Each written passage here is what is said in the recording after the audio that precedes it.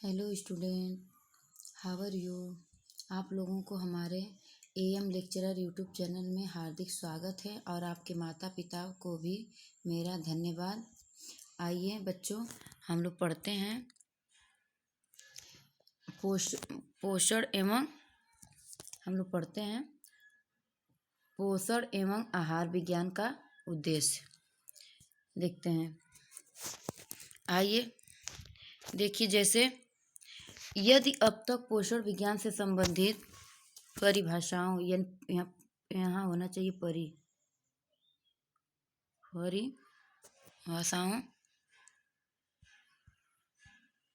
को हम समझ गए हैं तो इसका उद्देश्य भी आसानी से समझ सकते हैं और जान सकते हैं। पहला उद्देश्य देखिए, सबसे पहला उद्देश्य भोजन। सबसे पहला उद्देश्य है भोजन। सबसे जो पहला उद्देश्य है वो भोजन है। यह समझना भोजन तथा पोषण का आपसी संबंध किससे है, यानी क्या है, आपसी संबंध क्या है।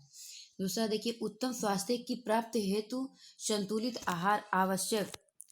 संतुलित आहार आवश्यक है। इस बात की जानकारी प्राप्त करना। उत्तम स्वास्थ्य की प्राप्ति हेतु संतुलित आहार आवश्यक है।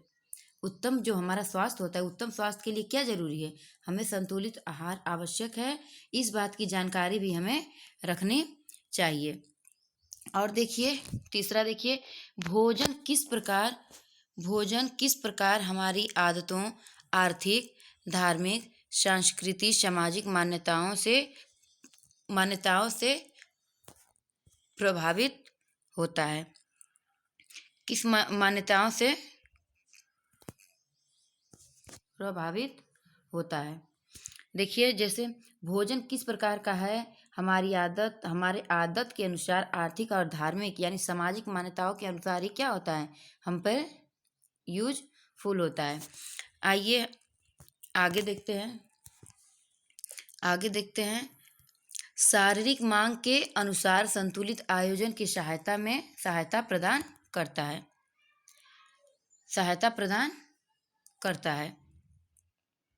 वो क्या करता है, शारीरिक मांग के अनुसार क्या करता है, संतुलित भोजन के आयोजन में सहायता प्रदान करता है।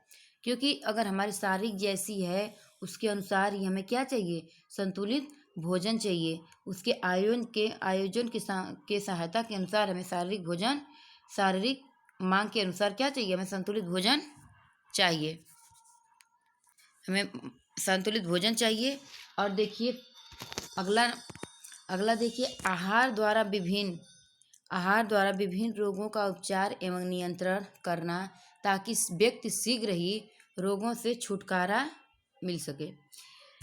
मान लीजिए जैसे आहार है, आहार द्वारा विभिन्न रोगों का जो उपचार होता है, अगर हम आहार ग्रहण करते हैं तो वो जितनी सारी रोग हैं वो क्या होता है, उसका उपचार होता जाता है। मान लीजिए जैसे हम लोग खाते हैं फल फ्रूट, मांस, मछली यानी विटामिन सहित, खनिज, लवण, वसा सहित अगर हम लोग भोजन ग्रहण करते हैं तो क्या होता है, वह विभिन्न रोगों का उपचार कहलाता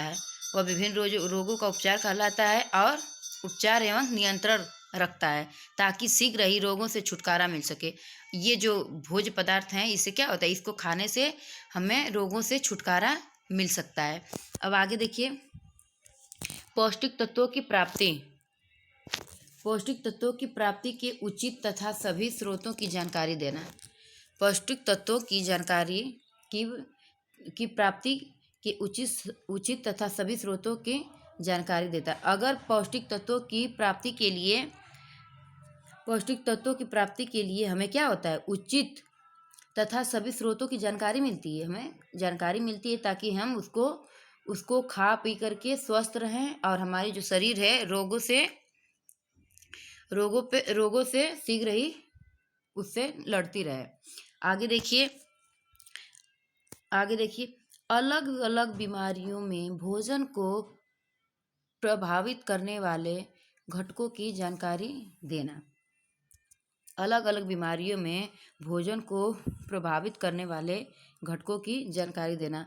जैसे अलग अलग बीमारियां होती हैं, जैसे मान लीजिए जैसे अलग अलग बीमारियां होती हैं, उनकी क्या होती है, उनकी अलग अलग घटक जो होती हैं उनसे हमें जानकारी मिलती है।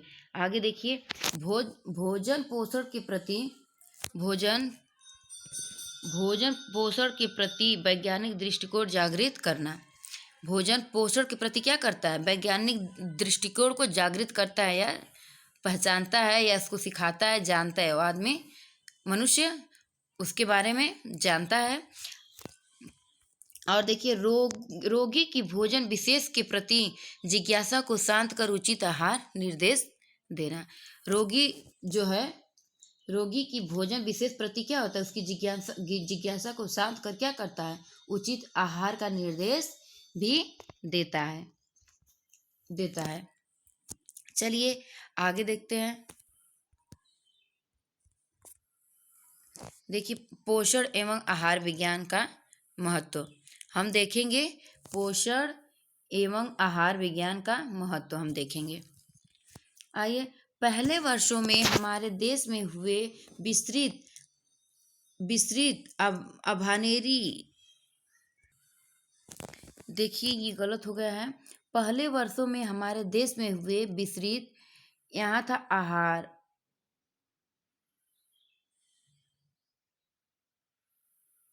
यहाँ आहार था। पहले वर्षों में हमारे देश में हुए विस्तृत आहार सर्वेक्षण से प्रदर्शित होता है कि कुल जनसंख्या का बहुत बड़ा भाग जो निम्न आय वर्ग का है, वह आहार के स्वीकृत सामान्य स्तर का आहार भी क्या होता है, उन्हें प्राप्त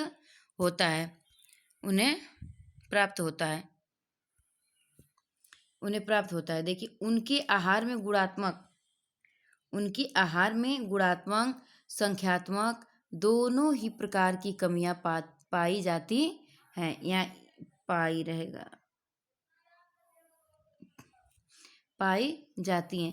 जब समूह के निर्धन वर्ग के आहार में कैलोरी संबंधित न्यूनतम आवश्यकता की पूर्ति नहीं हो पाती है तो क्या होता है, प्रोटीन की आवश्यकता की पूर्ति भी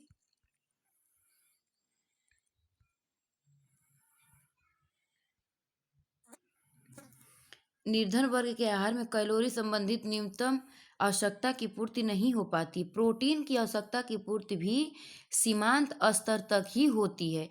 विटामिन एवं खनिज लवण वांछित स्तर से भी न्यून मात्रा में पाए जाते हैं।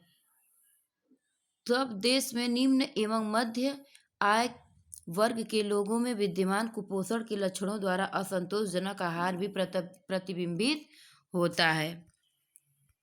मान लीजिए, जैसे अगर कोई विटामिन एवं खनिज लवण कोई भी निम्न मात्रा से अगर उसको मिलता है, तब वह क्या होता है, वह देश निम्न एवं मध्य आय वर्ग के लोगों में विद्यमान कुपोषण के लक्षणों द्वारा असंतोषजनक प्रतिबिंबित होता है। आया समझ में? चलिए देखिए, भोजन मनुष्य के शारीरिक मानसिक स्वास्थ्य सुंदरता के लिए उसकी कार्यकुशलता बनाए रखने के लिए आवश्यक है। आहार जो कि किसी एक व्यक्ति के शरीर में उपयुक्त कामों को करने धनात्मक भूमिका निभाता है, वही दूसरे व्यक्ति के लिए वही चीज़ क्या होता है, वही दूसरे व्यक्ति के लिए ऋणात्मक हो जाता है। क्यों ऐसा होता है?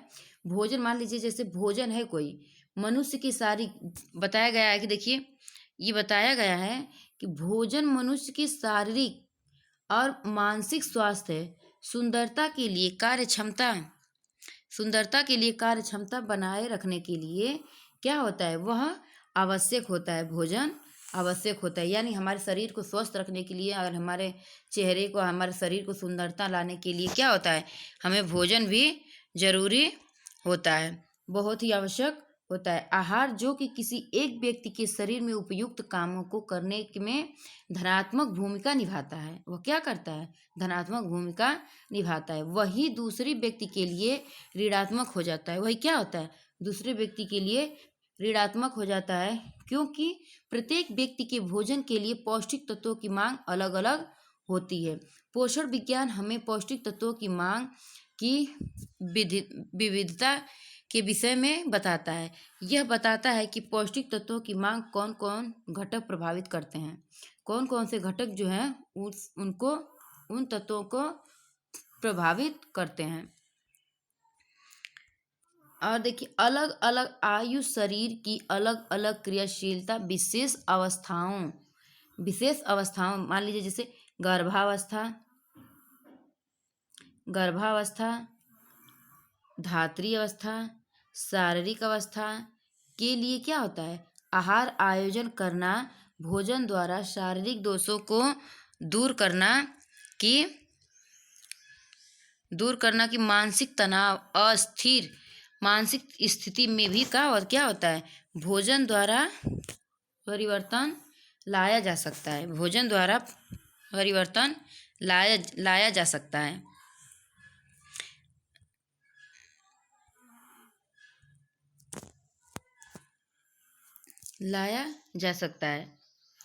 चलिए हम अगले वीडियो में अब देखेंगे। Thank you. और आप लोग हमारे चैनल को लाइक और सब्सक्राइब करिए और एक प्यारा सा कमेंट करिए बच्चों, ताकि हम और अच्छे से और वीडियो आपके लिए ला पाएँ।